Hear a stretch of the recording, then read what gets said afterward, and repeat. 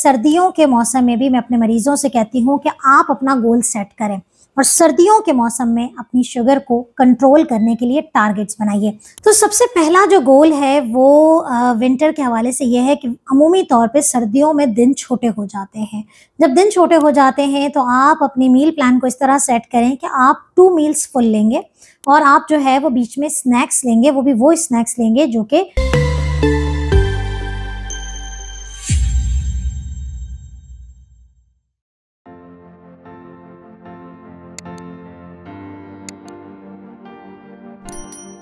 रब इश्रह ली सदरी व यस्सिर ली अमरी वहलुल उक़दतम मिन लिसानी यफ़क़हू क़ौली। अस्सलाम वालेकुम, doctor Sania Bashir here, consultant diabetologist and C of diabetes telecare. उम्मीद करती हूँ कि आप लोग खैरियत से होंगे और यकीनन बदलता मौसम अल्लाह ताला की नेमतों में से एक है, अल्लाह के अता करदा तोहफ़ों में से एक है कि हम मुख्तलिफ मौसम का मज़ा लेते हैं और उसके हिसाब से अपनी ज़िंदगी के पैटर्न्स को, अपने ज़िंदगी गुजारने के तरीक़ों को चेंज करते रहते हैं।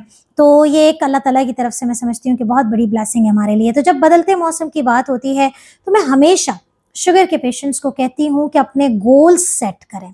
जब आप किसी नए साल में एंटर होते हैं, जब आप किसी नए मौसम में एंटर होते हैं, जब आप किसी नए महीने में जिसकी अपनी कोई वैल्यू है तो उसमें अपना गोल सेट करें। जैसे हम रमज़ान में कहते हैं कि जो 30 दिन होते हैं उसमें अपना गोल सेट करें कि अपनी शुगर को, अपने वज़न को कैसे कंट्रोल करना है। इसी तरीके से जब नया साल आता है तब हम अपने पेशेंट्स को कहते हैं कि आप अपने गोल सेट करें कि जो गलतियां आपने पिछले साल की हैं वो अब आने वाले सालों में ना दोहराई जाएं। तो बिल्कुल उसी तरीके से सर्दियों के मौसम में भी मैं अपने मरीजों से कहती हूँ कि आप अपना गोल सेट करें और सर्दियों के मौसम में अपनी शुगर को कंट्रोल करने के लिए टारगेट्स बनाइए। तो इस वीडियो में मैं आपकी हेल्प करूंगी कि आप लोग सर्दियों के मौसम में अपनी शुगर को कैसे कंट्रोल कर सकते हैं। तो इस वीडियो को अंत तक जरूर देखिएगा और मुझे जल्दी से बता दें कि कौन मेरे साथ इस वक्त मौजूद है और इस वीडियो को देख रहा है।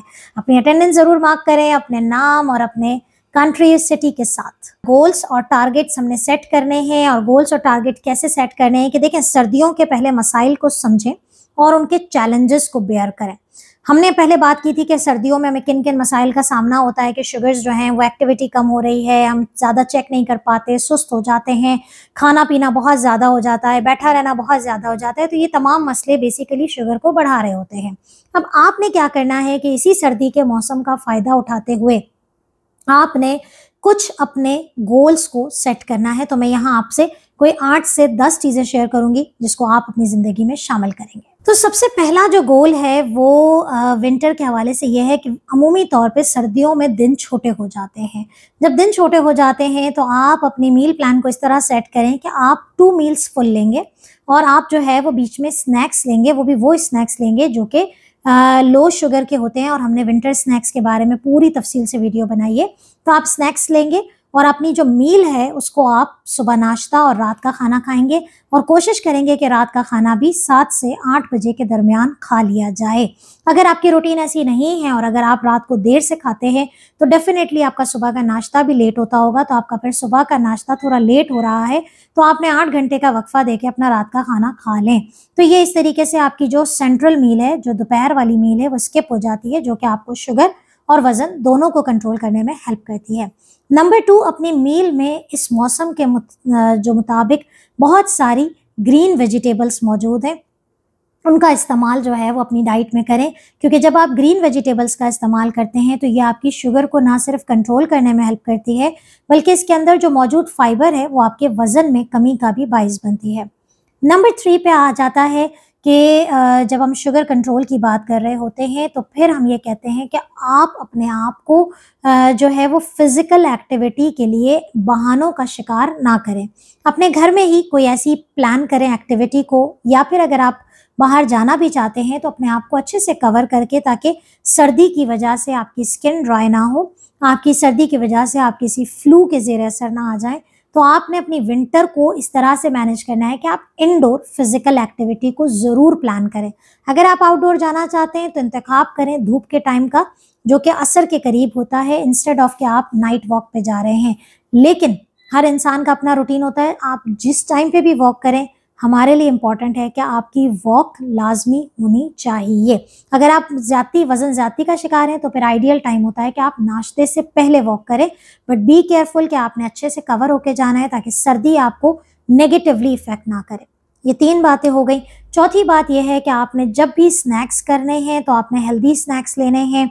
आपने किसी किस्म का जूस नहीं पीना, किसी किस्म का जो है वो कोल्ड ड्रिंक्स का इस्तेमाल नहीं करना, किसी किस्म की शुगर वाली चीज़ों का इस्तेमाल नहीं करना, बल्कि आपने हेल्दी ड्राई फ्रूट्स जो कि मुतय्यन करदा मिकदार में लेने हैं।